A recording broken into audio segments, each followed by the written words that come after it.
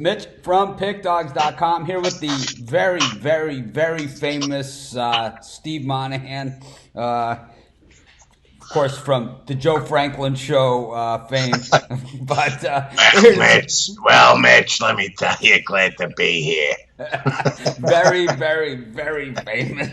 It's like I remember when he had Gavin McLeod on. It was like it was the biggest. We dropped everything. The biggest star he ever had. But we got a kind of smallish college football schedule this week, a little lighter than usual, but certainly not short on quality. Of course, college basketball season kicked off last night. Steve, you think we're going to see the Kentucky Wildcats as an underdog anytime soon? I don't think so, especially with the freshman that they unveiled last night, Maxey. Oh, man. What do you have? The highest point total? Any Kentucky freshman? I think it was. I don't know. Number two, they beat number one, man. They're the blur. I mean, they're so fast up and down the court. I don't see how anyone's going to be able to go into a track meet with them. And it's going to take some serious defense to stop that team. I know Anthony makes his debut tonight for North Carolina. I'm interested to see that. Greg Anthony's son, one of the supposedly the highlight reel of highlight reel players, going to debut tonight against Notre Dame. I like the way the ACC is opening the season with a lot of in-conference matchups. Notre Dame against North Carolina, Virginia, Syracuse, Miami, Louisville, so on, so on, so on. Yep. Boston College, Wake, Pitt, Florida State. So kind of they're all opening that way. The Dukies didn't look bad either last night. So yeah, Duke looked great last night too, and they really fought off a much bigger Kansas team, and they kind of took it to them inside, got them into foul trouble, and then hit them from the outside. Yeah, on this show, you don't need to shout out requests or anything like that. We're just going to go through all the big games. That's how we do it. We just go right down the schedule on this show. Friday show, of course, you can ask whatever questions you want. I don't care. But, of course, be sure to hit the thumbs up and subscribe to our channel. Got tons of free picks, of course, every single day. But, I thought it was a great opening night of college basketball. I think it was a great opening night for Pick Dogs. Just really, really excited about it. Of course, yesterday we also debuted our new feature for our 11 a.m. weekday show, and that is Rod and Chris, who we've had Chris on the show a bunch, but we introduced Rod yesterday, who's been in our Facebook group since day one, and he's been around the internet in those Facebook groups giving out great picks. I know over Legit Picks, he was in the Cappers Challenge. I don't know if he still does them or not, but he was in there just taking names. And of course, Chris and Rod, it's like you just hear these guys talking. You say, these are guys that watch a lot of hockey. It's like guys. It's like Canadian accent, super thick. I like the Senators tonight. They already have the new nickname, the Puck Dogs, and I really like it. I think it's that. Too easy though. That's good. Rod and Chris, the Puck Dogs. I think they're great at it. Anyways, we got a pretty good schedule this week. Like I said, not a lot of games. It seems like it's a little bit of a shorter schedule than some of the other weeks, but we got some super high quality matchups. But one of those games isn't tonight. We got Ohio University taking on Miami of Ohio, 4-4, even up on the season. Both these teams, 4-4, 4-4 against the spread for the Red Hawks, 2-6 against the spread for Ohio University, and of course Frank Solich's team 0-4 against the number at home. Last year's game, I think they're still scoring. Nobody stopped anybody, and 71% of the public here on the Bobcats heading into this one. Steve, any thoughts here? I'll go with the Miami Redhawks. Miami of Ohio. Coach Solich's team has disappointed me all year. Like you said, they're 0-4 against the spread. Not a good Ohio Bobcat team like we normally would see from Frank Solich. Listen, this is not a very attractive game, but if I got to pick somebody, I'll go with the Redhawks of Miami of Ohio. It's just so interesting because when you look at the last four opponents and both these teams going 3-1 in their last four, they've basically played the same four teams. The difference, Ohio losing to Northern Illinois 39-36 in a close game, and Miami of Ohio losing to a pretty good Western Michigan team who's not on the schedule so far for Ohio this season. Yeah, all right, but Northern Illinois got smoked last week, and Western Michigan just came off another victory. Yeah, for me, I think it's a lean to the Redhawks as well. I'm going to take Miami of Ohio as well. But I don't love this game. If this was a Saturday game, it would not be on my card. See, my camera's a little low. Put my hand in front of it. That always helps. But anyways, of course, those of you joining us late, we just started. We only did one game, so you didn't miss much. We did, I don't know. Ben Roethlisberger's alma mater. We did an unsolicited, unplanned Joe Franklin show, and then we kind of led into talked a little bit about last night's college hoops, which I still say, man, I honestly thought last year, Kentucky was my pick to win the national championship last year. And I just thought they were too fast for everybody else. And I don't know. I think Virginia was sort of a team of destiny last year, and they got the calls right at the end to get the title. But Texas Tech was phenomenal too. And I think that with Mick Cronin leaving Cincinnati, I think they're going to be a better team. And I expect to see the Bearcats actually make some noise. And I think it starts tonight in Columbus when I think they're going to wreck Ohio State. Ohio State, great recruiting class too. A lot of young guys. But that Cumberland, I don't know. It's just one of those guys. It's like Cincinnati, to me, is always one of those teams. It's kind of like you just don't want them to take what you say the wrong way because they're going to take it out on you in a physical way. But we got football tomorrow night. We got a couple games, but we'll just go to the bigger one. South Florida against Temple. Temple laying a point and a half on the road. They're 0-3 against the spread on the road. South Florida 4-4 on the season. Charlie Strong's team. Temple has been disappointing in the step-up games on the road, but their game away from bowl eligibility. South Florida 2 wins away.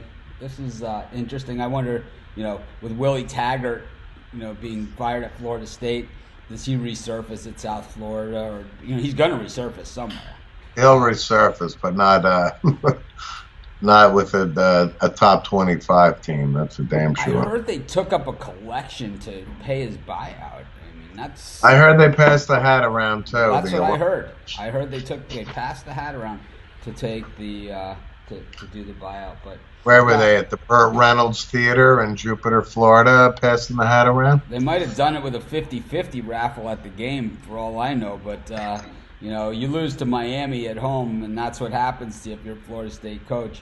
It's kind of the nail in the coffin, and I think maybe Oregon breathes a sigh of relief. That he had to, Florida State. This was if you look at the expensive coach firings. I'm not saying that he made so much and his buyout is so much, but they had to buy him out at Oregon also. It was double. It was a double buyout. So pretty expensive. Willie doesn't mind being bought out. Put it that way. It'll be interesting to see what direction they go. For you have any names off the top of your head, though? I mean, that would you think they would sniff? This is a marquee job. This isn't exactly, Northwestern or something. I know that Mark Richt has kind of said that he's hung it up, but he's a guy who was the offensive coordinator who had a lot of success there.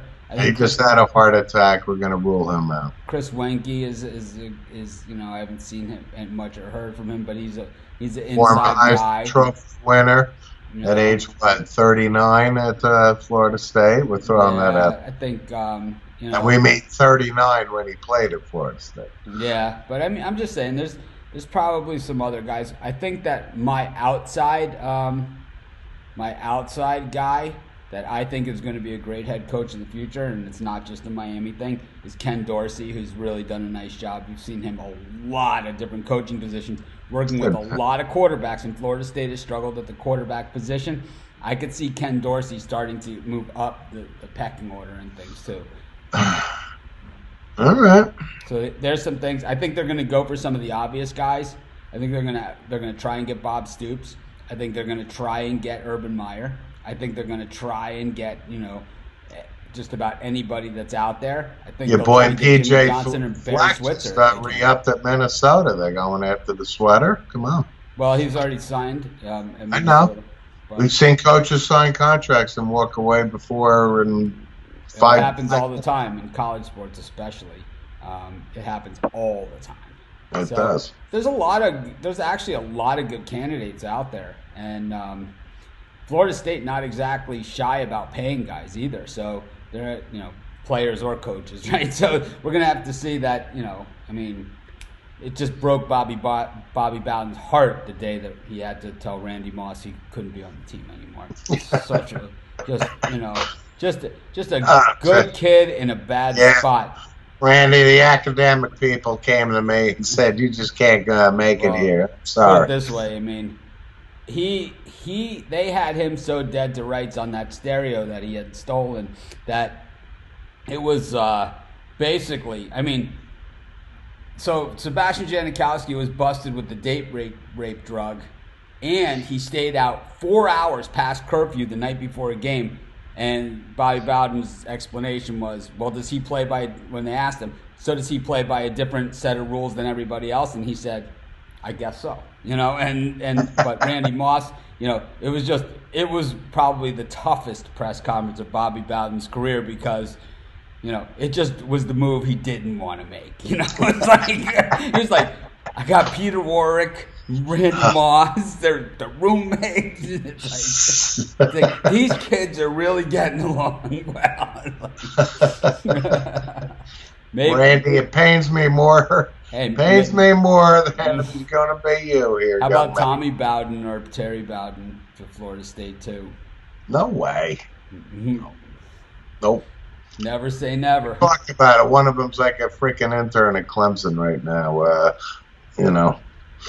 Getting paid by Clemson on the Davos there, but no way they can hire Terry or Tommy. The other place you always look is the Alabama assistant coaches and the people that are there too, and also Lane Kiffin from Florida Atlantic in the state. You know what? That's actually a name that's actually probably going to be top 3 candidate, if not the candidate. Yeah, I like Campbell from Iowa State, but I don't think they're going to go in that direction. There's a lot of different ways to go here because recruiting is so big. So that's why you make a coaching move in college football this early in the right. It's like you used to never get rid of the coaches in college football until after the season was over. But now with recruiting moving up and it being so important, we see less and less 5-star recruits miss than we have ever before.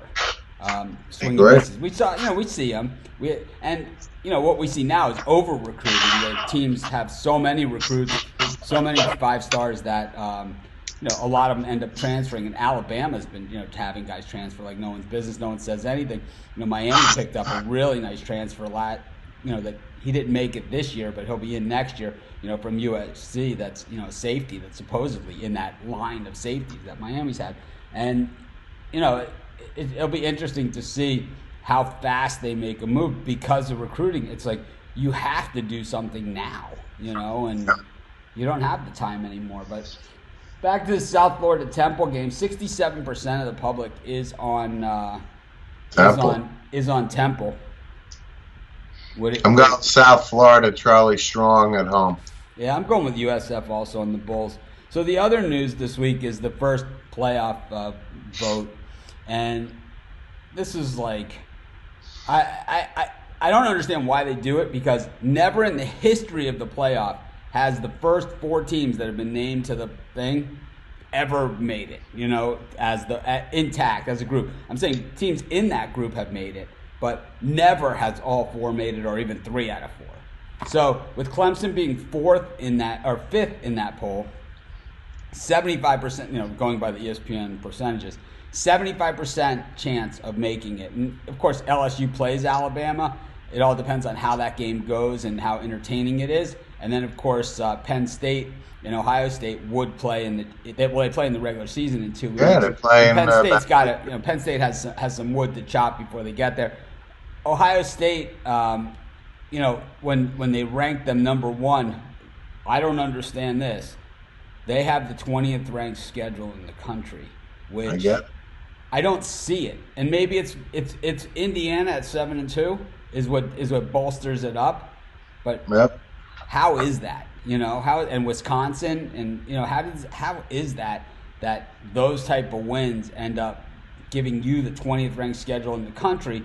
It's tougher schedule than LSU, who beat Florida and Auburn and Texas and at Texas, right? I mean, No comparison. No. I mean, I don't know how they do the rankings, and I don't know how they do the schedule. There's a whole lot of talk about the eye test, and I don't know who's on the committee this year, but we should maybe take a look at that.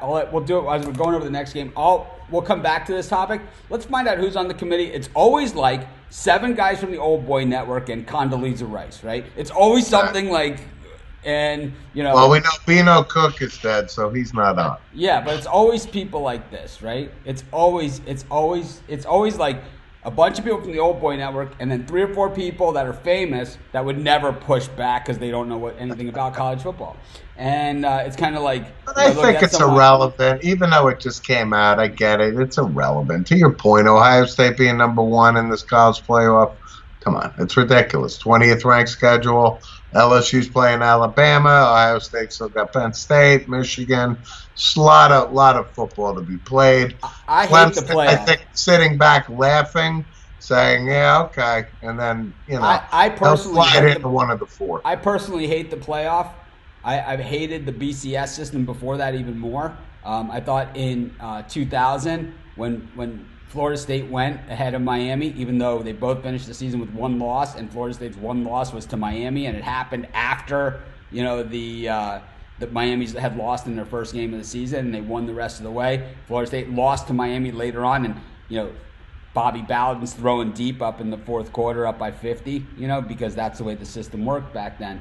This system's still a little bit better, but still has some glaring flaws in it, and there's so many easy solutions. Is what makes it more frustrating than anything else, is that you have 5 power conferences. You have 5 power conferences that have championship games. Maybe the 5 champions automatically get in regardless of record. Maybe that's the way that should work. And then, yeah, you want to wrestle for the other 3 at large. I think you have a playoff among the non-BCS conference schools. You have a playoff among them, kind of a play-in mini playoff to get in, and then the winner of that gets in, and then so there's 6, and then the other 2, then you let it battle out, and people are going to complain, I didn't get in, we didn't get in, and we deserve to get in. And let the battle between 9 and 10. If you would have won your conference championship game, we wouldn't be having this discussion, and that's what you say. Just like I always say about those Pac-12 teams, if you didn't play on the Pac-12 network, we wouldn't be having this discussion. Right, but that's what and Texas Longhorns. It's got to be. It's the Big 12 is the farce. Of them all. It's like a 10-team conference called the Big 12. Just doesn't even make any sense. It's like Texas doesn't want to share the money, so they don't allow anybody in there. It's like they interview 8 schools to make it a 12-team conference, and the guys who make the decisions don't even show up for the interview. You have Tillman Fertitta, one of the most successful U.S. citizens in the history of the United States, showing up there to represent the University of Houston, and these guys don't even give him the courtesy of showing up for the meeting. It's a joke, and it's like the Big 12 to not let in Boise or Houston or Cincinnati or somebody like that. It's like, it just doesn't even make any sense. And I think we're going to see some more consolidation with the conferences. I think we're going to see some more of the Mountain West teams go into the Pac-12. And I think we will see the Big 12 have to open it up. And Texas is going to say, we don't want to share the money with you. We don't want to share the money with you. It's too bad. Then you can't. Then it'll be like, the whole Notre Dame thing. Then you have no complaint because you didn't win a conference championship game. And we will see Notre Dame involved in the ACC playoff, and it's the Big Ten's loss because that goes way, way back when Notre Dame wanted to be in the Big Ten and they didn't want them. And it's just like Miami wanted to be in the SEC and they didn't want that. Said no. It all goes way, way back. But anyways, we're way off topic now, but it's all good stuff. And but But the playoff is just it always has a way of working its way out. There will be some teams that are disappointed because there's only going to be a handful of unbeatens, if there's even that, and then after that it's going to be a judgment call, and who gets the most time on ESPN, who gets the most discussion, who sells the most tickets is going to have a say in that, and that's why Ohio State always does get special treatment. They always get special treatment. Well, that's for sure. they buy some tickets, man. That's right. Buy some tickets. But we'll go to Tulsa, where UCF comes knocking. The Golden Hurricane 2-7 on the season. They're not going bowling. Meanwhile, UCF, those 2 losses. It's rare for them to have 2 losses, but they've got 2. They lost to Pitt. They lost to Cincinnati. But they go into Tulsa, 17-point favorites in the world on them. I think, Tulsa at home, no matter how bad they are, they only get 2 victories. They're a good football team, scrappy team, always have been. UCF, they've been scoring a lot of points, but are they the mythical national champions again? Not really. I think 17 points is a lot on the road. I'll take Tulsa at home. I like UCF to win the game, but I'll take Tulsa in the points. I like UCF. I like the way they've really rolled up the offense recently. We got Oregon State taking on Washington. This one's in Corvallis, which I just say that because I love saying it. I think that when you say these college towns, that these games are in, super fun, for me. I really enjoy it because I know the college game is just a different game than the pro game. It's just a different game, and it's just a different culture, and it's the culture that I grew up in. So it's like, that's why I enjoy it so much. And it's like, we never said our game's at the Swamp. We'd say we're at Gainesville. It's like we knew exactly where everybody was, and it's like we knew all the crappy restaurants we were going to go to, and all the other nasty things we were going to say about Gainesville along the way, and the same thing about Tallahassee and everything else that goes along with that as well. Let's just say we've been to the governor's mansion. But anyways, Corvallis, Oregon, tough building, doesn't get a lot of notoriety, but the Beavers are actually 4-4 this season, while Washington 5-4. Chris Peterson's team, like I said, no touch at the quarterback. We talked about it last week, and once again, we got a guy throwing Randy Johnson fastballs here, to running back standing 2 yards away from them. Any chance the Huskies go into Corvallis and just tell the Beavers not this year? Yes, I like Washington here. I know how inconsistent they have been, but they're talented, and when they put it right together, Jacob Eason throwing Randy Johnson fastballs aside, Washington's a good team. Oregon State, I know they're home. I'll take Washington here. Get some bowl eligible with a win.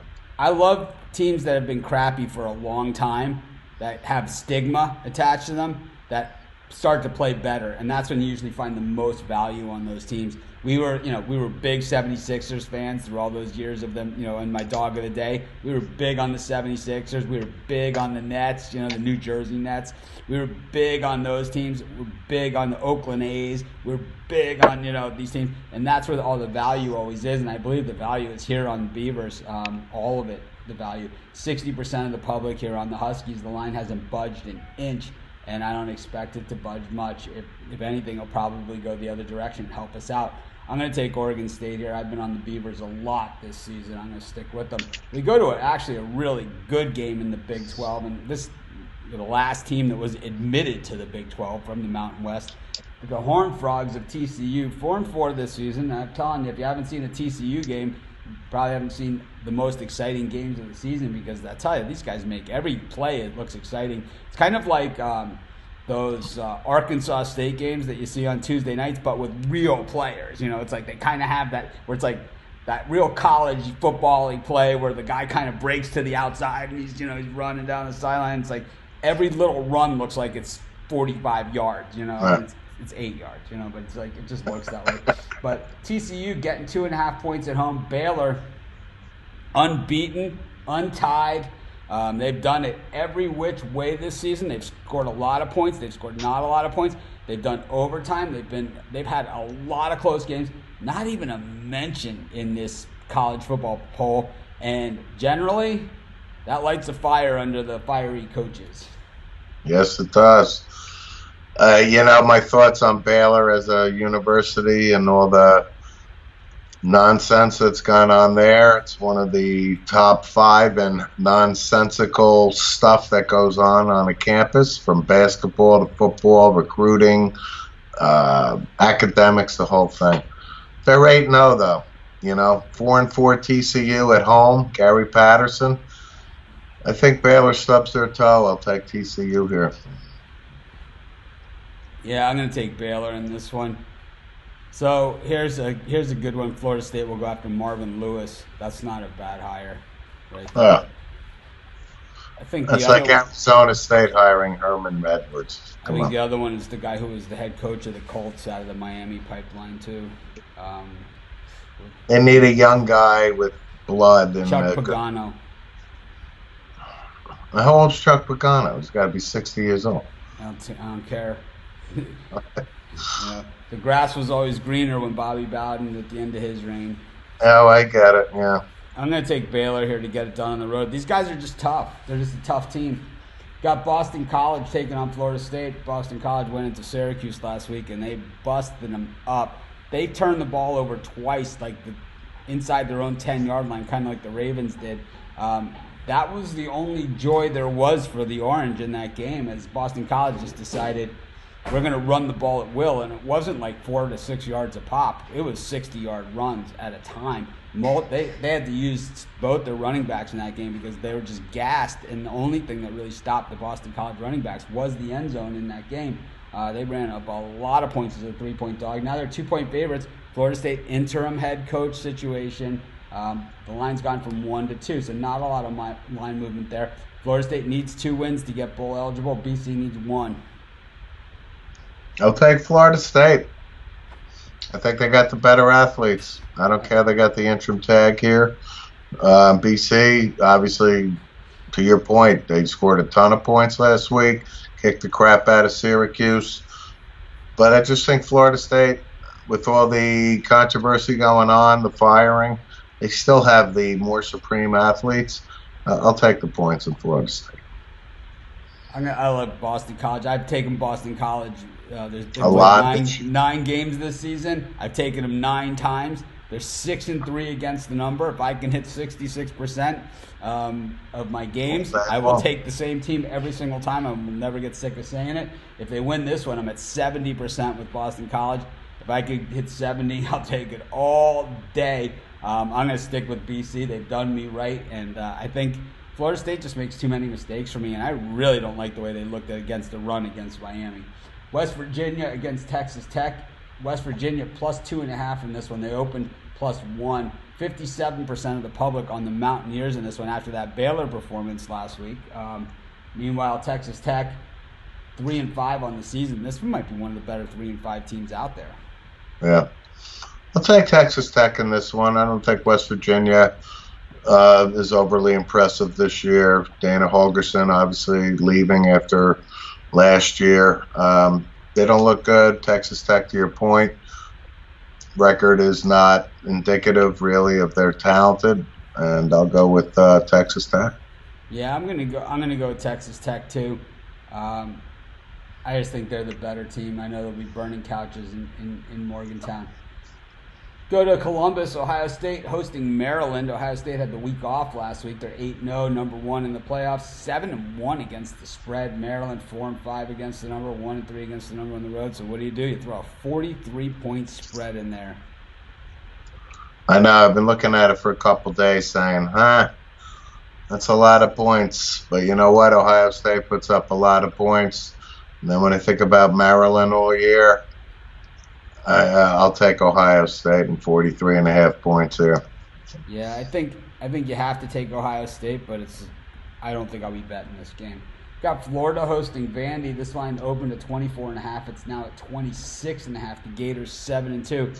These guys have played the most ridiculous road schedule, and I mean I'm far from a Florida fan, backer, sympathizer, apologist, or any of those things. But this is a team, they played Miami at a neutral site. They played Auburn at home, at LSU. They played at a neutral site against Georgia. I mean, 7-2. Florida's ranked ahead of Baylor in the polls too. 1% chance of, according to ESPN, of actually making the playoff. But here's the best 7-2 team in the country. And you look at the two losses, neither of them to a losing at LSU in a neutral site to Georgia. No one's ever going to say, "Oh man, they lost to Kansas State or something," right? Right. Oklahoma with just a 9% chance of making the playoff, which is good news for everybody. But 26.5 for Florida, who I don't know. We've yet to see them really do anything like that this season. True. I like Florida here. Obviously, they just came off. Sorry. I'll take over then. I'll go with Vandy in this one. No, listen, I like Florida in the points here. I'm going to take Vandy plus the points. Go to Northwestern, the worst Northwestern team we've seen in quite some time. 1-7 coming in. Purdue still a shot at being a bowl team. If they can win this one and their next one, then it's the old Oak and Bucket game against Indiana for a shot to go bowling. They've had some pretty good luck in that game. But Northwestern just 1-7. There'll be no bowl for the Wildcats. This one opened with Northwestern getting 2. Now they're minus 2.5 in this game. I like the other team versus Northwestern. They've been so bad. Yeah. Not a Pat Fitzgerald team. 1 win. I don't know what the deal is with them, but absolutely I'm not taking Northwestern. Major inverse line movement in this game. 69% of the public on Purdue, yet there's a 4.5-point line movement the other direction. So I like Purdue here. I do. But we got Minnesota hosting Penn State, the Flexters. 42% of the public on Minnesota, not surprising there, but we have inverse line movement as well. This one opened at 7. It quickly went to 6.5. And when it goes quickly on the open, that is always sharp money. The public doesn't sit there at the window when the lines come out. Only the sharp bettors do. And they quickly bet this thing down to 6.5. Penn State 3-0 against the number on the road. The Flexters 5-0 straight up at home. 3-2 against the number. Penn State 5-3 against the spread. Minnesota 5-2-1 against the spread. There's been some talk here about the Minnesota schedule this season, and this is what the committee is really down on. And they'll have their chance to prove themselves out. If they win this, they'll play Ohio. They'll play whoever. But they played Maryland, Rutgers, Nebraska, Illinois, Purdue, Georgia Southern, Fresno State, and San Diego State. That is their 8-0.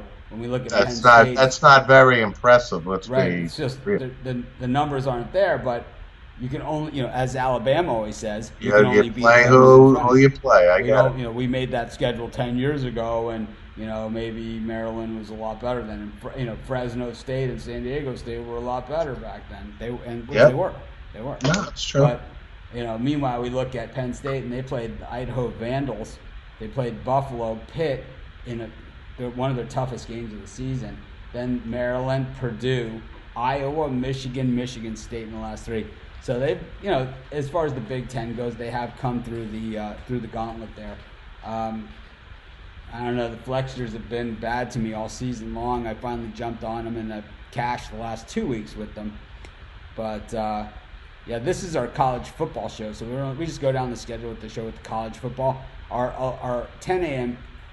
our 10 a.m. Eastern time weekday show, 11 a.m. on the weekends. That's kind of the free for all show where we go over all the different games. But we went over basketball, and I have a pick on that on YouTube, and also I did one this morning. The pick I did on YouTube on that Clippers game was before we knew Kawhi Leonard wasn't playing, so I could do an update video on that, I guess. But doesn't matter. Steve, what are you thinking here on this one? I'm thinking Minnesota football is still Minnesota football after going through the schedule of Minnesota. I don't care that they're undefeated. I think Penn State is the better team. I think they play well on the road. I think Sean Clifford manages the offense for Penn State pretty good. He's the new quarterback, took over for Trace McSorley. Penn State's got some athletes on the team. I like them to win this game by at least a touchdown. I go in Penn State. Minnesota gets about one big game a year that they play, and it's normally for the Axe. I love the Axe game. It's one of my very, very favorite of the trophy games, and it's the Axe game. Right now, I always say, I've done it for years, on my videos, and I've done it on radio shows when I'm always on. I just always say, for the Axe. Like when I say that game, for the Axe. It's like I always love to throw that in at the end. I like Minnesota for the Axe.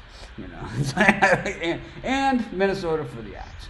I'm a little brown jug guy. I like the little brown jug. Minnesota, Michigan is the other one. And those two games are coming up. So Minnesota's not going to have the same schedule that they've had to bring it home. But I think that at home they have those trophy games, and those are gigantic in college football. They never have games like this. And when you hire PJ Fleck and he comes in with all these expectations and everything, this is what you kind of signed up for, was to have a game like this. Of course you want to win the Axe and you want to win the jug. Those are a given. It's like if he doesn't do that over time, he could win this game and not do that 2 or 3 times, and he'll be gone. Right. Very gone, very quickly. Jerry Kill, was great coach, and he was like one of my favorite of the last 10 years. I think Jerry Kill was one of the best college coaches there's been. I mean, he came from one of those 300 people in the stand schools, and all of a sudden he's on coach sideline of Minnesota, and he's walking around with a jug after the game, and he's like, if anyone ever would have told me 8 years ago I'd be walking around the field with this thing jug in my hands, I would never have believed him. He's like, he's just phenomenal coach. It's just, off the chart. But if I was the athletic director of Minnesota, I would have waited till PJ Fleck beat Penn State and then offered them, the deal that the kid just got for 2 days ago. I don't think they have the time to do that. I don't think they have the time because, like I said, recruiting is happening right now. The signing days are sooner and sooner than they've ever been before. It's like now you could basically sign the guys now. It's true. So they don't really have that kind of flexibility. But my point being is, give me a signature win over Penn State, an Ohio State, a Michigan. But Fleck has taken them to the mountain. He's done a good job. I'm not saying it's like they're not expected to win this game, and they're not expected to even be in this game. And the fact that they're only 6.5-point dogs makes me believe that they are going to be in this game. And I think that if Penn State wins, I think it's a 4-point win at the end. I think it's one of those weird hit the tight end on a rally, because I think that the crowd at Minnesota is going to be pretty crazy for this one. And we're talking about November 10th, 9th? November 9th in Minnesota. I'm going to guess 25 degrees is going to be my guess for this one. It's going to be cold. And that's where Minnesota lives, is in that 15 to 25 degree range. While Penn State, I know it's cold, and I know they get weather and all that stuff, but this is a little different. I'm going to say that on the icy field, I like Minnesota to cover. I wouldn't be surprised if they won, and then Penn State goes in there and beats Ohio State the next week and really messes everything up. And then you hear people screaming 16-team playoff, 16-team playoff, 16-team playoff. And if you've never heard Mike Leach's explanation of why we need a 16-team playoff, I suggest you Google it, because it's really one of the great listens out there where he says, well, let's look at Pee Wee football and see how they do it. Let's look at high school football. Well, they have this big tournament, and all of a sudden he goes, well, let's take a look at let's take a look at the next level. And they're like, well, that's all lower than us. The Division I. He's like, well, those are all lower than us. He's like, all right, well, let's take a look at the next level then. The NFL, how do they do it? Well, they have this big tournament. It's like, they decide how it's done. And a lot more than 4 teams. That's how they do it. I honestly say, and I say it all the time, that it's almost too easy to set it up regionally, because they say like, oh, it's the same fan bases will be counted on to go to all these different games, but it's almost too easy to set this thing up regionally within our current bowl system. It's already there. It's already there. I mean, you can see Alabama playing in the Pilot Penn Liberty Bowl to start it out. It's like, or whatever, Legion Field in Birmingham. Wherever you could see this stuff happening. You could see, you could see Georgia playing their opening round game in the Georgia Dome, right? It's like, I mean, how hard is this? Michigan or Michigan State playing their whatever that GoDaddy.com bowl in Michigan. I mean, this is I don't even understand it, And then you have the final at Jerry World, right? It's like, I mean, if I could figure this out, it's like, because it all comes down because Texas doesn't want to share the money. That is the whole bottom line. Texas doesn't want to share the money with anybody. It's like, but if we allow these other teams in. It's our money. Yeah, that's exactly what they're saying. It's like, well, if we let 16 teams in, then the money's now divided 16 ways. It's like, and what if only 2 of those are from our conference? Well, now we're only getting 8%, but we were getting 1/5 before. All right, we'll let everybody in, but we get 40%, and everybody else can fight with us. We'll put it on the Longhorn Network. It's like, I'm taking Minnesota plus the points. I'm going to skip over some of these other games in here. Virginia taking on Georgia Tech. Virginia minus 15.5 in this one. I've been saying how bad Georgia Tech is all year. 15.5. I think Georgia Tech is that bad. I think Virginia, that's a lot of points for Virginia, but they're a better team. I can see them winning by like 17. I'll take Virginia. Yeah, I like Virginia too. This is just a very tough one to figure out. But if you guys are watching this live, if you could hit the thumbs up and, of course, subscribe to our channel. But let's get rolling into the next one. It's just kind of like there's a lot of these type of games this week. There are some really big games, and what we'll do is we'll cut through a lot of them just so we can spend more time on the big games. Colorado, Stanford, anything? Stanford favored by 3.5 on the road. I like Stanford. I think Colorado stinks. Yeah, Colorado's defense is just so bad. I could see Stanford pushing them around. They put the hook in on this one on Stanford to make it 3.5 and to try and get you off of them, but I don't care.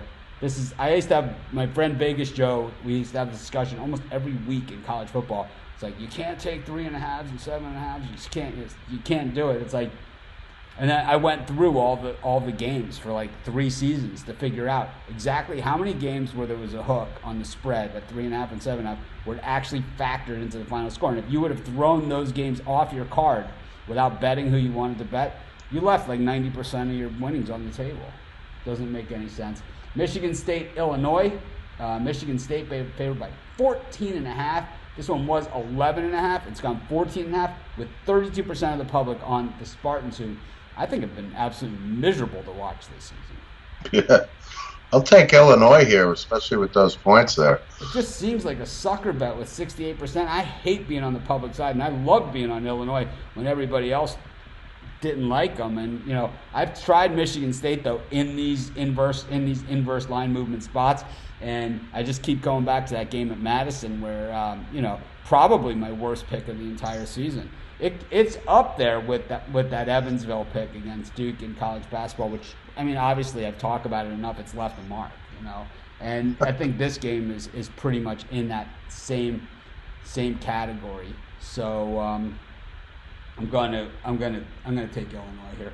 Well, let's go to Tuscaloosa, where the Crimson Tide are taking on the LSU Tigers in the feature game of the week. Steve, I'm going to put you in front and center here.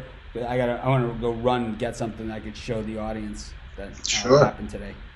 Well, obviously, this is the marquee game we all been waiting for the whole college football season. You got number 1 versus number 2.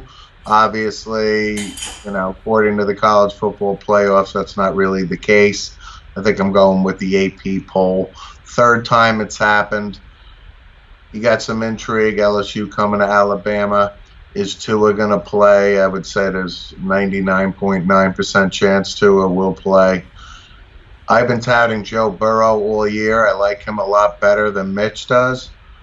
LSU, though, going to Alabama. Alabama coming off a bye week. Nick Saban, We used to coach at LSU. Doesn't like LSU. LSU is a good team. However, I think Alabama at home. I'm going to take Alabama here, and this is a tough call here. This is a good competitive game, but I'm going to go with the Crimson Tide here in the points. All right, before I give my pick, I just want to show everybody what happened to me this morning. And I've never had a hole in one. Okay, I've never had one. I golf 5 times a week. I've been golfing. I stopped playing for about 25 years, but before then I played every day also, and I've never had a hole in one. I've been. That's funny, Mitch, but I have. Yeah, a lot of people have. I've been so close. So today, 190 yards with a 4-iron. You let it let off with the end of hole in one. No, 190 yards with a 4-iron. I mean, how does that even happen? It's on the other side of the hole. This is the front of the hole. Is right here where my finger is. That's the front of the hole. The ball had to have gone over the hole to get there. It was a 4-iron. I mean, I had 2 shots today on 2 par 3s. One of them 190 yards with a 4-iron. The other one about 208. I hit a 5-wood and I opened the face up to get the ball way up there in the air. Came down. I'm like, oh my God, I'm going to get my first hole in one ever. Comes up a little bit short. Maybe I opened the face a little too much to get that ball flight. But then I hit that 4-iron right on the screws, and I was like, oh my God, there it is. And I am walking up to the green, and I don't see the ball. And I can't see the ball. And I get up there, and there it is sitting right behind the flagstick. I don't know what the hell happened. But anyways, that's as close as can get. I mean, my home course has that I play. The one that I play generally in the mornings, it has 5 par 3s. I mean, the odds are there, right? I mean, I'm playing 25 par 3s a week, a minimum. You know, sometimes 30. 52 weeks in a year. I mean, God, man. That's a lot of not a hole in a one in that. Never had one. I've been so close. I've hit the pin. The thing is, I've probably had 30 like that are that close. Wow. And it's like, I'm here complaining about a tap-in birdie. But anyways, that's a gimme birdie, really. LSU, Alabama, who do you like? I like LSU in this one. I don't love this Crimson Tide team, and I don't love them.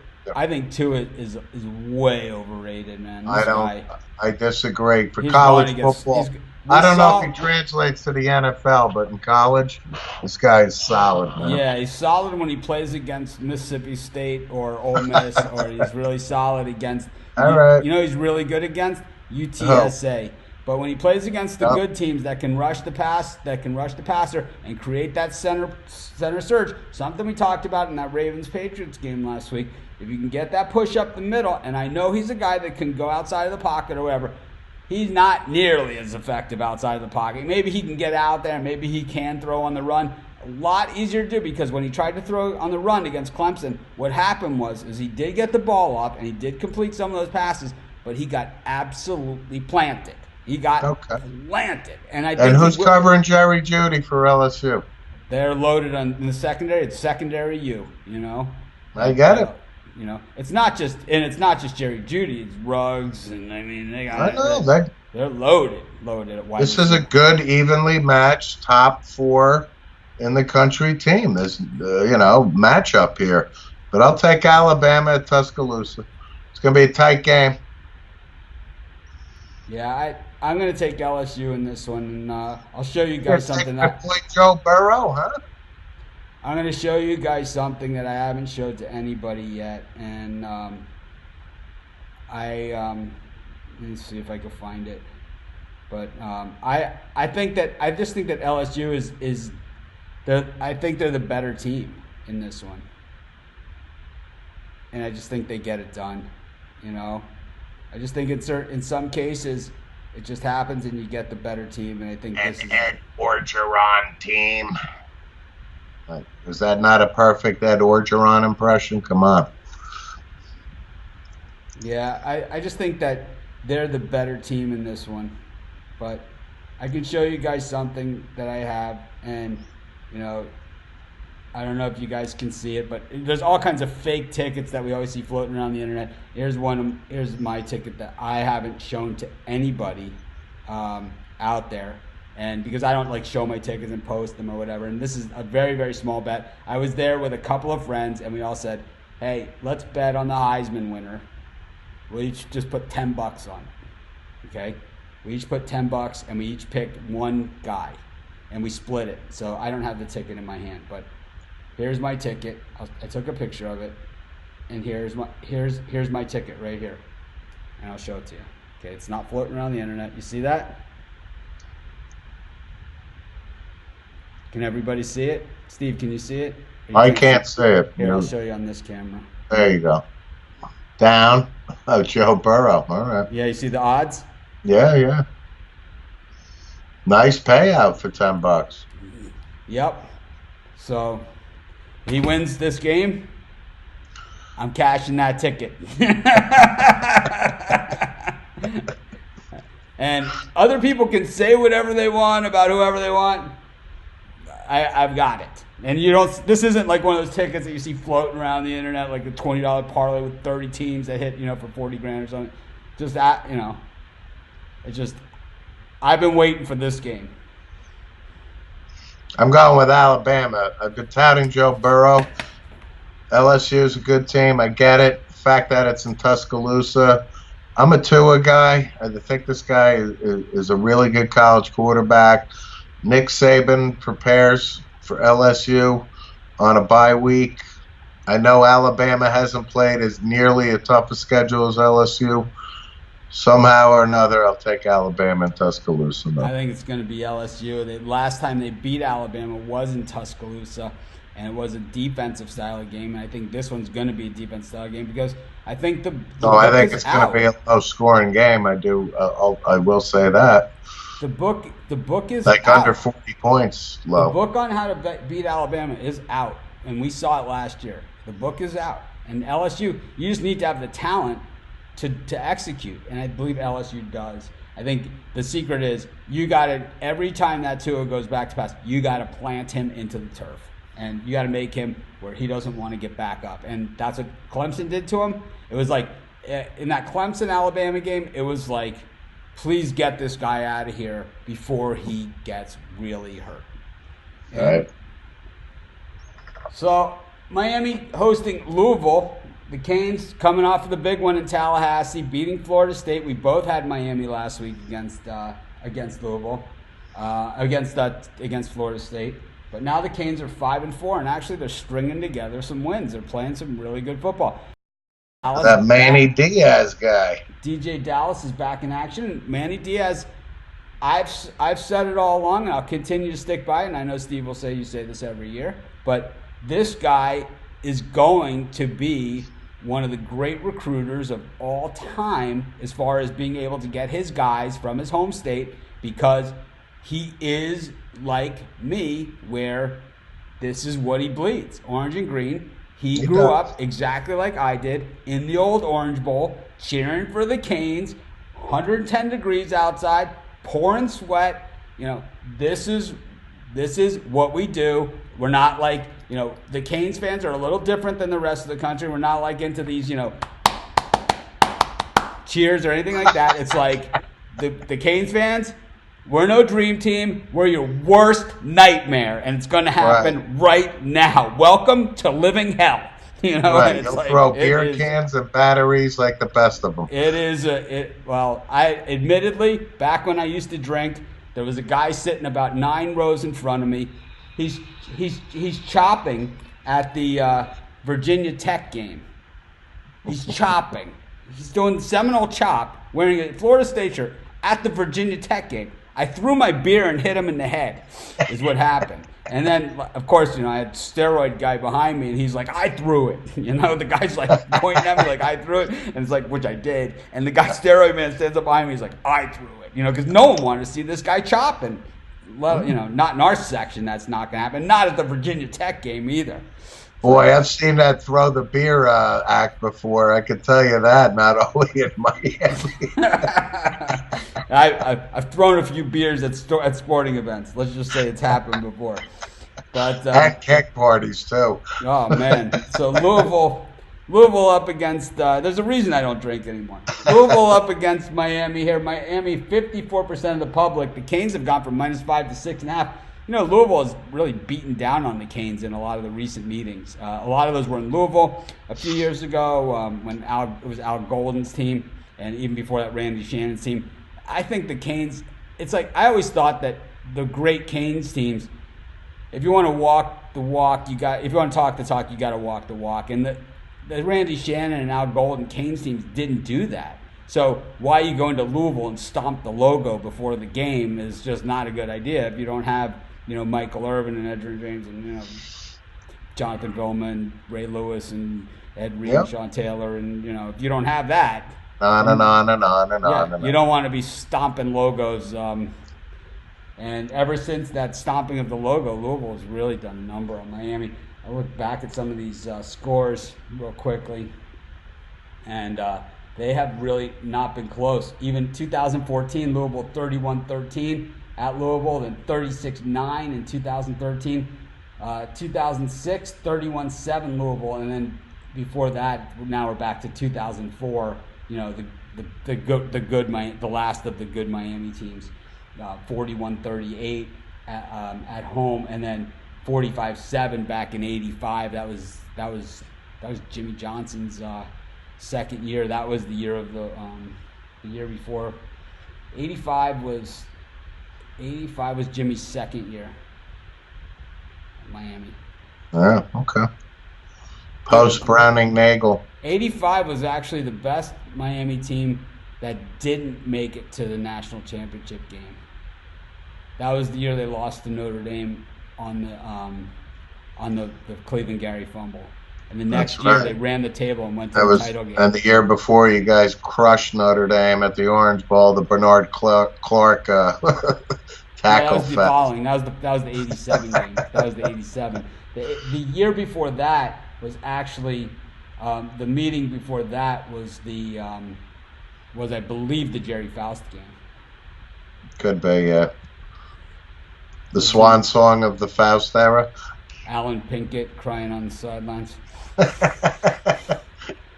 Allegedly.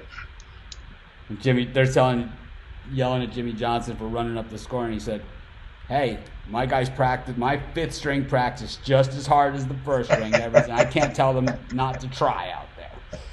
And it's like, if they want to stop us, then they're gonna have to stop us. It's like, and now when they do it, it's like, it's when Urban Meyer did it to teams. It's kind of like, well, you know, they should stop him. They don't want him to do that, then they should stop him. You know, Jimmy put my fifth string in. I mean, stop, for Christ's sakes. Jimmy's like, you know, my fifth string practice just as hard as my first string. I'm not going to tell them not to try.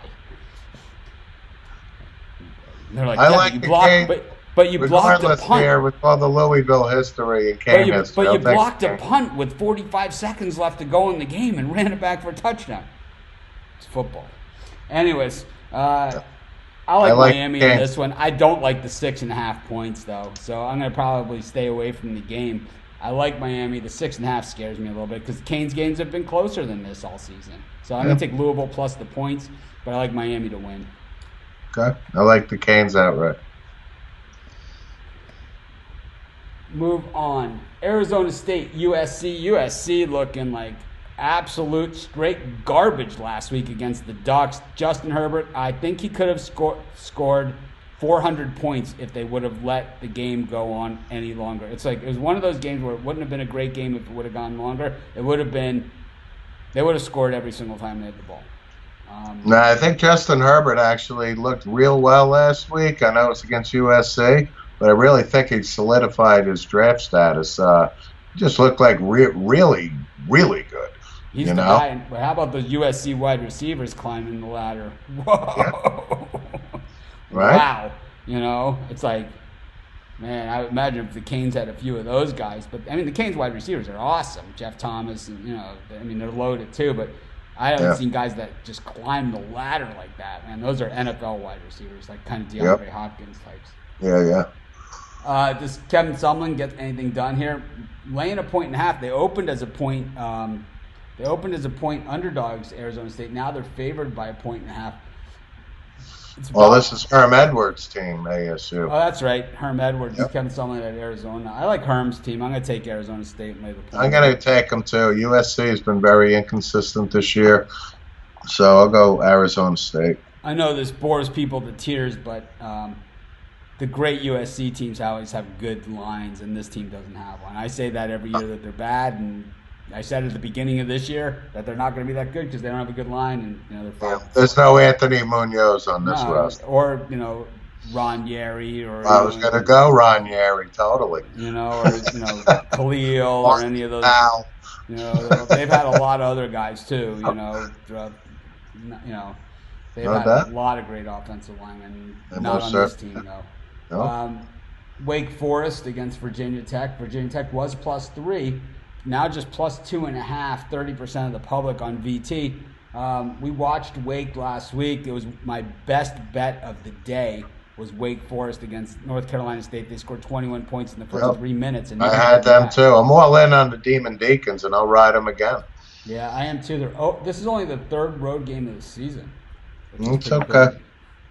Yeah, I'm not big on the Hokies. I know that Coach they played. Clawson's done a real good job in Wake Forest. They've had a real good year. I think we're getting a break here because Virginia Tech played Notre Dame pretty tough last week. Texas against Kansas State. 59% of the public on Kansas State, but Texas has gone from 5.5-point favorite to 7-point favorite. This one at Texas. Listen.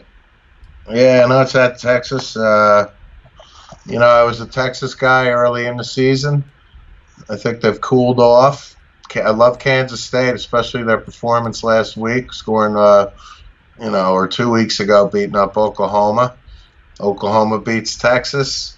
I can see Kansas State being in the game, and I'll take Kansas State in the points on the road. I love KSU. I think they win this one outright. I'll have them in my money line parlay on Saturday.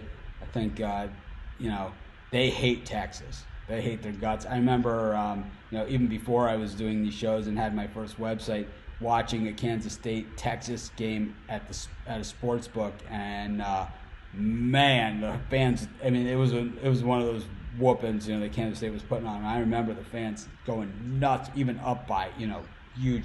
They really hate Texas's guts. Probably something about that money split, in the way that Texas says, well, Kansas State should only get a quarter of a share. We'll take the other 3 quarters. Right.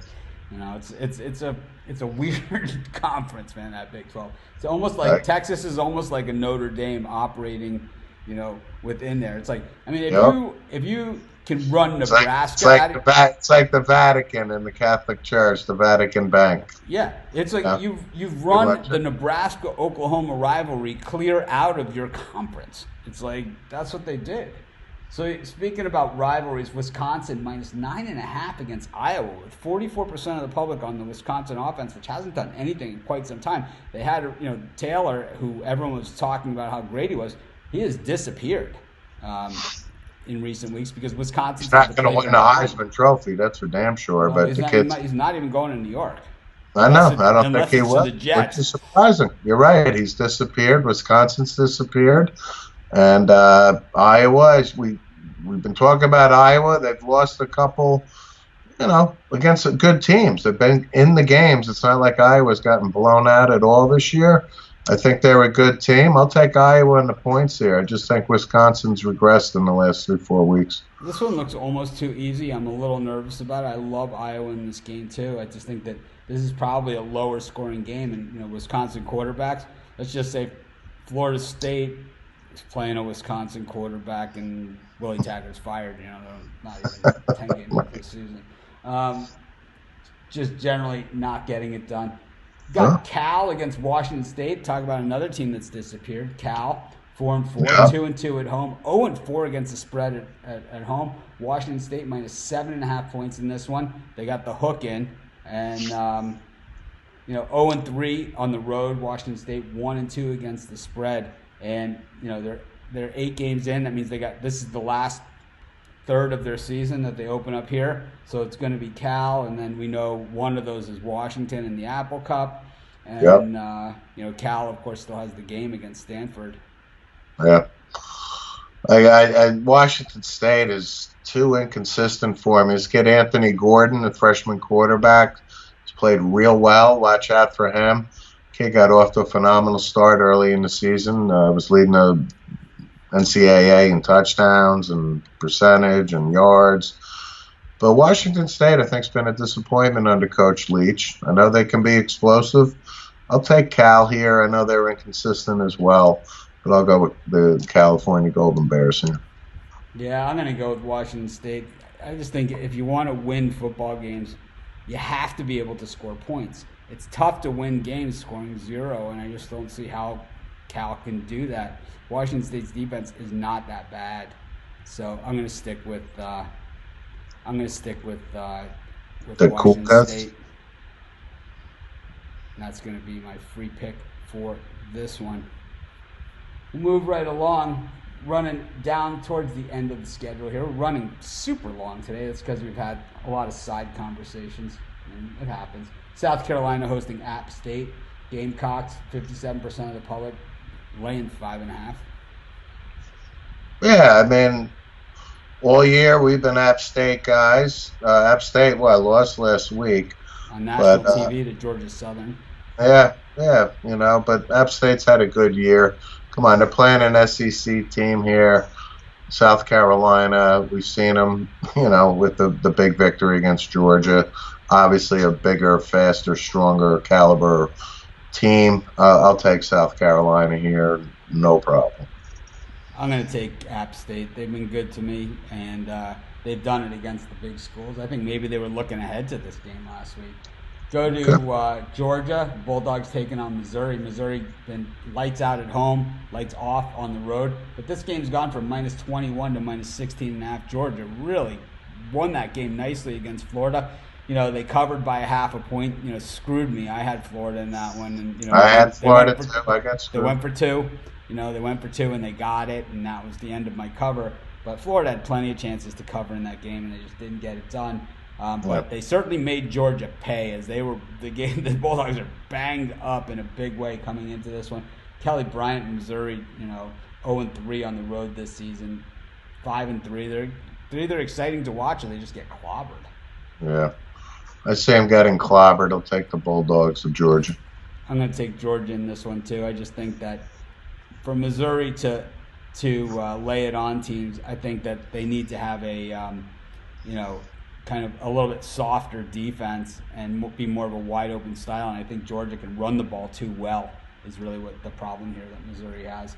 It's just not quite the same Gary Pinkel defenses that we have at Missouri anymore. And Pinkel's another one of my guys. It's like I had my list of, everyone knows my type of coaches, kind of the guys that do more with less, right? Gary Pinkel's a good coach. The guys that do it at the next level, Pinkel wins his side of the SEC, goes to the SEC title game, Missouri teams that have, they're next to nothing. And, Frank Beamer went to the national championship game with Virginia Tech, just the guys who do more with less. To me, it's like anybody can sit there at Florida, and it's like if you don't go 1 or 2 losses at Florida, then you've done a horrific job because you basically unless your name is Ron Zook. Yeah, well, it could be this guy too. This guy's done a pretty crappy job himself. Mullen, it's been terrible. Oh, bullshit!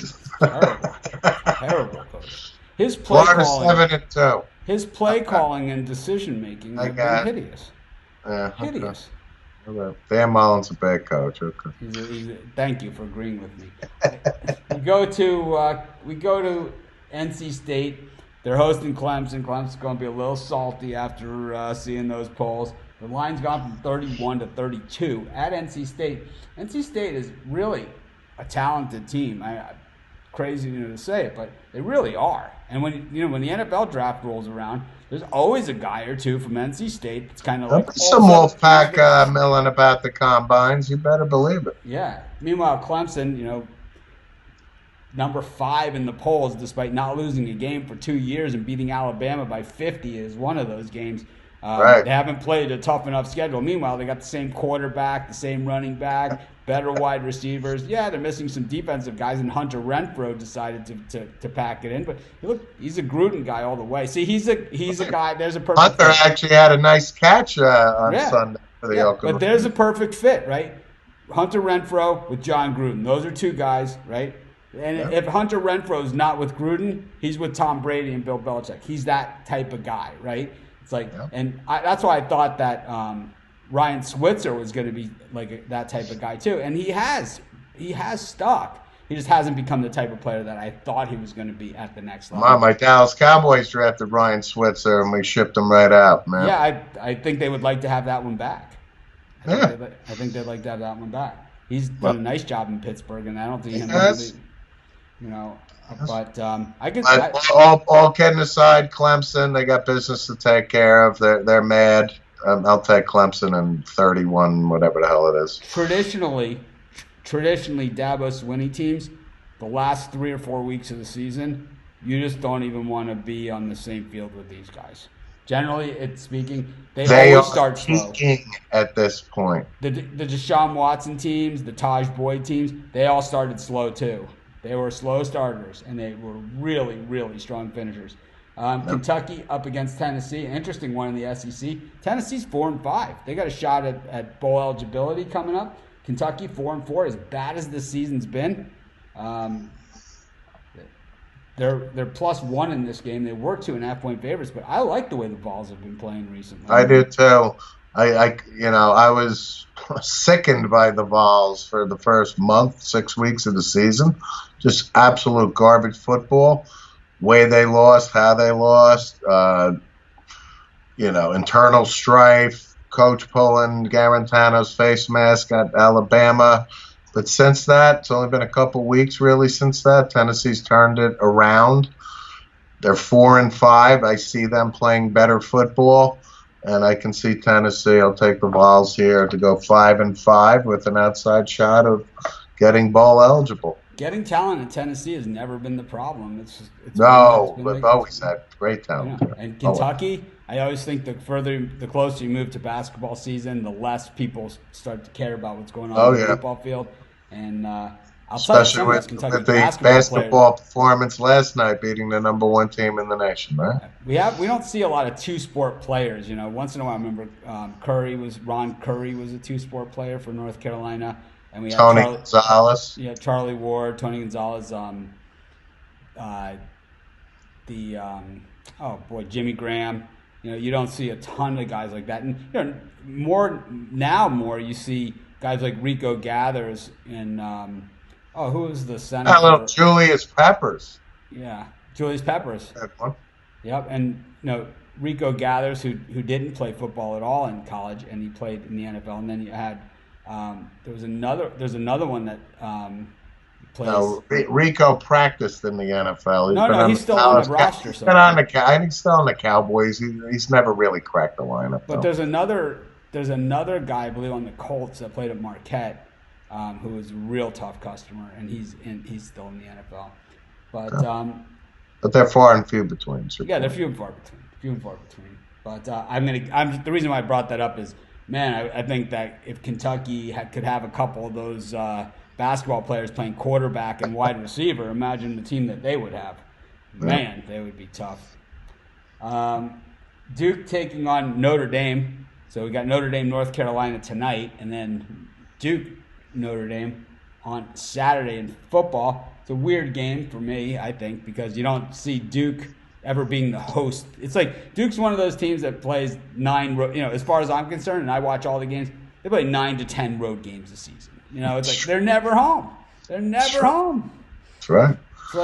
It's like the Chargers and the Broncos. They play 7 times a year, and it's always at Denver. It's like, it's one of those, yeah. I agree. Notre Dame coming off, 21-20, Virginia Tech last week. They didn't cover. They were favored by 17 in that game. We talk about Duke, David Cutcliffe. It's not a bad football team, Duke. You just don't think of, when you think of Duke, you think of Cameron Indoor, and you think of Christian Laettner and Bobby Hurley and Johnny Dawkins and on and on. That being said, I'll take Duke in the points here. I like Notre Dame to win, but I think Duke will show up and give them a game. I don't think Notre Dame is all that good this year. I like Duke too. A couple of weeks ago, Steve Monahan was talking Notre Dame was going to make the playoff this season. No, I said Notre Dame was in contention to make the playoffs. I never said they were going to be a lock for the top four. I got news for you. They're not going to the playoff. No, Anyways, they're not. I said if they beat Michigan and ran the table. No, that isn't going to happen. And we can go back to the videotape. Yeah, that wasn't going to happen. I think Michigan just scored again. Oklahoma minus 14.5 against Iowa State. This one was 13. It's gone 14.5. I think that coming into this game, I think the expectation for this week and this game were a lot higher than what we're seeing the game actually pan out to be. Oklahoma, of course, now has a loss to Kansas State, and Iowa State, after losing to Oklahoma State, just really kind of a little luster off of this program as well. Still two bowl teams. Oklahoma, a 9% chance to make the playoff. One of my favorite things that I used to show is a friend of mine once posted. He posted about 3 years ago. He's an Arizona Cardinals fan, and the Arizona Cardinals were up in their game 14-0, and he posted it on his Facebook. He's like, there's 6 minutes gone in the game. We're up 14-0, and ESPN gives us a 97% chance of losing. It's like, it's like that's okay. And they of course they lost, but Oklahoma here against Iowa State. The Sooners, they have to win out, to even be to even have an argument. And I think being in the Big 12, they always have a say in things. The Big 12, they have a way of kind of elbowing their way in, and Oklahoma's done that a bunch of years. They haven't really shown up in the playoffs. They've had one good game against Georgia where it was kind of that overtime, really close game with Baker Mayfield. But outside of that, the Sooners have been pretty much pushed around once they make it to the playoffs. Pretty much crushed every time we've seen them. I don't think they get in this year. I think there's just too many good teams. Nah, they're not getting in. But they're going to kick the crap out of Iowa State. I'll tell you that. I'll take Oklahoma. I like Iowa State in this one plus the points. I just think that Campbell will have the team ready. No. You got Boise State against Wyoming. This one is one that doesn't really fit the mold of the other games that we're talking about, but I think it actually is a really good game, and Wyoming is a lot better team than people give them credit for. Boise State is Boise. They have the one loss this season, and that's gonna haunt them, because they would have had the argument. It's like you don't have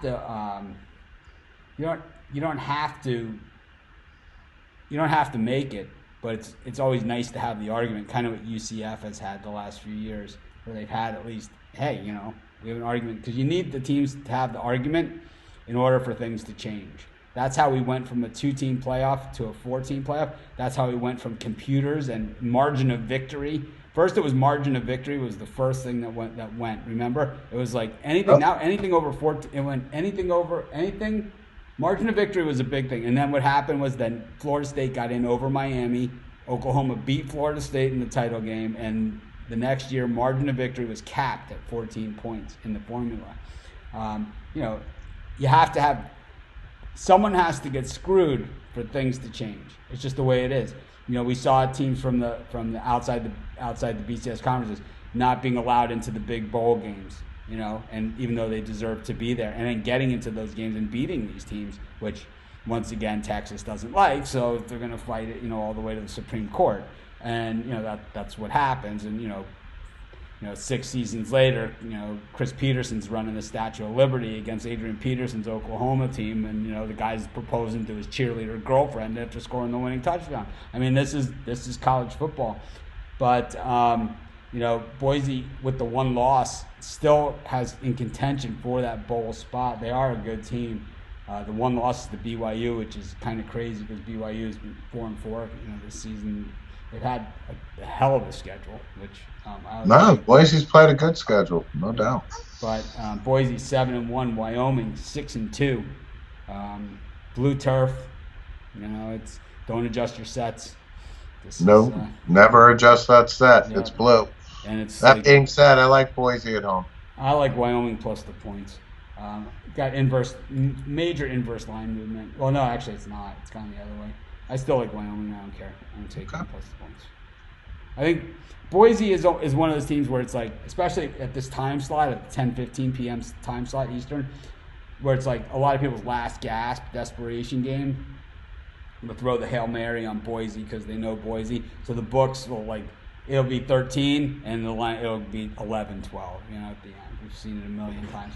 And then the last game of the night, we'll only cover it because people are gonna ask, and we'll cover it, of course, on our football free-for-all on Friday, and that is Hawaii hosting San Jose State. It's 11 o'clock Eastern time start, which means 5 o'clock Hawaii time. We didn't change clocks. It's weird. It's like when everybody else's clock drops back an hour, when everyone else gains an hour, it's like we've lost an hour. And when everyone else loses an hour, it's like we've gained an hour. It's like the inverse relationship. So I've been exhausted all week, but Hawaii hosting San Jose State for this one. San Jose State's been pretty decent this season. They covered against Boise in that game. They didn't win, but they certainly covered. And Hawaii 5-4. Could they do better than the Hawaii Bowl? I mean, they always seem to be in the Hawaii Bowl. It seems kind of like almost unfair, because it's like, well, they live in Hawaii, and it's like, so, but they don't really get the whole bowl thing. But it's like, kind of like me. It's like I live in Hawaii, but I don't mind it. Like I normally travel to Vegas many, many times in the fall, and this year because of everything that's gone on, and also starting Pick Dogs, I haven't really had the time to do it, and it's flown right past me. But I'm good with it. It's like I'm good with being stuck here in Maui. I think Hawaii's the same way. I think most people that live here, or especially the people that are from here, they like it here. I think we really like it. People say, don't you feel landlocked, and don't you feel whatever? And no, good. No, I don't. It's like I'm good. It's like I'm. It's like, don't you get sick of playing golf and surfing every day and walking the dog? No, I don't. No. I'm good. It's like people were out surfing, and it's like there'll be like a rainbow coming through the dormant volcano, and like a whale jumps up. It's like, oh my God, did you see that? Like, don't you guys ever get sick of this? No. Then our thing that my wife and I, one of our things is the green flash. I don't know if anyone knows what this is, but when the sun sets on the ocean, so it's like the blue water of the ocean and the yellow of the sun, it's like this emerald. It's small. It's very small, but it's like you see there's the emerald flash that happens when it happens, and we watch that every night. Our neighbor blows the conch shell, and whatever the hell is going on. Anyways, I like Hawaii in this one against San Jose. I like the rainbows as well. Yeah. Anyways, so let's recap what we've talked about here. We talked about a lot of stuff that really had nothing to do with much. Right. We opened and we both selected Gavin MacLeod as Joe Franklin's most relevant guest that he ever had. Very, very famous.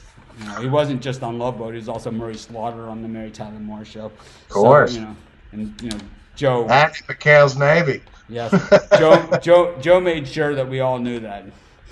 But yeah, they do assume that some people. A lot of people say it, and I play golf with people. It's like, oh, I only live here part time. I couldn't live here all the time. Well, I missed the seasons too much. I saw some pictures of Wisconsin.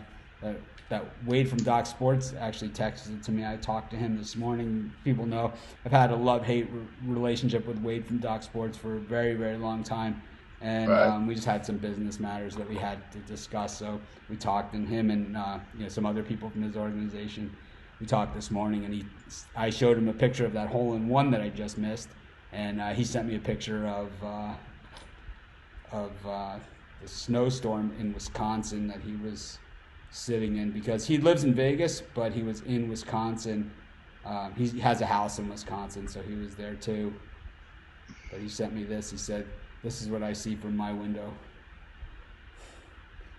So not bad. Let's recap it. Yep. Steve and I both took Miami of Ohio tonight. Then we took South Florida Bulls. I took UCF. Steve's on Tulsa. It's a big number, I know. I like Oregon State. I just think that bad teams, as they start to get good, there's always value there. Washington is who Steve has. I think Easton throws the ball just too damn hard. TCU for Steve. I like Baylor to keep it undefeated. I took Boston College. Steve thinks that Florida State with interim head coach gets it done. We both like Texas Tech. Ohio State, and Steve liked the Florida Gators with Coach Mullen. I think Vandy gets the best of me, and if Florida does cover against Vandy, Mullen will certainly look and act like an asshole during that. Purdue, we both took Purdue. I like Minnesota plus the points. I think it's I think this game's decided late. I think it's one of those games where Minnesota probably leads the whole way and then maybe gets their heart broken at the end type game, unless they hold on, and then it's Flexville. And we both took Stanford, we both took Illinois. Steve likes Alabama. I took LSU in that one just to be different. Okay. I took Louisville plus the points. I think Miami wins the game, but Steve took Miami. He thinks they cover. We both took Herm Edwards, Arizona State. We both took Wake Forest, and I like Wake. He's doing some good things this season. We both took Kansas State. We both took Iowa against Wisconsin. Steve took Cal. He thinks they're going to be able to score a point or two. I took Washington State. It's only 7.5. If they score 10, we're probably good in that one. I took App State. Steve thinks South Carolina is going to bounce back. It's like, this is a team that beat Georgia, lost to Tennessee. Like, I can't figure them out. There's about 4 teams this season that I can't figure out. North Carolina, Virginia, and South Carolina are 3 of them. A lot of East Coast teams there. We got Greg Schiano headed back to Rutgers. Yeah, we talked about that before. Sounds like it's a done deal. 87 and 86 career record at Rutgers. He's one of the few college head coaches to leave the job on good terms. He wasn't run out. He wasn't scandal. He didn't beat his players, lock them in a closet. He didn't do any of those things. And he has a connection to a bad story, and that's gone against him. But I think if you're connected to a bad story, he's about as disconnected from that story as you can almost be. But he's still connected. We're not going to give him a pass on that. Yeah. We both took Kansas State. We both took Iowa. I took App State. Steve took South Carolina. We both took Georgia against Missouri. I think that Georgia is just going to be able to run the football on Missouri, and I think that's going to be their undoing. We both took Clemson. We both took Tennessee. We both took Duke against Notre Dame. I took Iowa State. Steve took Oklahoma. I took Wyoming. Steve took Boise. He just likes the blue turf, and we both took the Hawaii Rainbow Warriors. The Hawaii Rainbows. Yeah, it's like I grew up. When I grew up, we had the Miami Hurricane show on Sunday. So Sunday mornings before the NFL football, it's way before ESPN or any of that stuff there ever was. We had the Miami Hurricane show, and then we also had the Bobby Bowden show. Was the second one of the 2 shows back to back, And Bobby Bowden show is by far one of the best coaches football shows you'll ever see, because you just hear him say Monk Bonasort about 6 times, and it's like you're just hooked. It's like you almost want to root for them. It's like to hear him say, and Monk Bonasort. Bobby pulls up the stool on the show. He's like, I'm going to have a seat on my stool. It's like only he could get away with that, Oh, God. I used to was privy to the Penn State show, the Joe Paterno with his brother George, Matt Millen, Chuck Fusina, John Capoletti, Jimmy Cephalo, and on and on and on, man. I'm going to guess O.J. McDuffie made an appearance on that show, but... question, man. But Franco Harris, Lydell Mitchell, probably all veterans. Oh, God. Jack Ham. Shane Conlon, Keith Topoulos. That's right. But anyways, it's a great show. Hour and a half long. Sorry we ran a little long. It happens. We'll be back tomorrow with the NFL show. We'll try and keep it at that hour time limit. Thanks, everyone, for joining us. And hope you have a great day, and we'll see you tomorrow. You got it. Thanks, Mitch.